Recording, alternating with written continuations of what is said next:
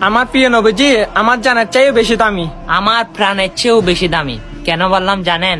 তাহলে এই ঘটনাটা শুনে অবশ্যই আপনার চোখে পানি চলে আসবে। আমার রসুল যখন মেরাজে যাবে, জিব্রাইল আমিন জিজ্ঞেস করতেছে, আল্লাহ, ইয়া রসুল আল্লাহ, আমার তো 600 নূরের ডানা, এই ডানা দিয়ে আমি কি করব? আমি আপনার উম্মত যখন 30,000 বছর রাস্তা দৌড়ে চিরে চিরে জাহান্নামের আগুনে পড়বে, সেই বিছানায় আমি আমার 600 নূরের ডানা বিছিয়ে দিতে চাই। সুবহানাল্লাহ।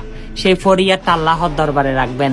আমার রসুল মেরাজের রাতে সেই ফরিয়াদটা আল্লাহর দরবারে জানালেন। আল্লাহ কবুল করে ফেলেছে। উম্মতে মুহাম্মাদের জন্য জিব্রাইলের ডানার উপর সওয়ার করে সবাই ফুলসিরাত পার হবে। এর মতো সৌভাগ্য আর কি হতে পারে? সুবহানাল্লাহ।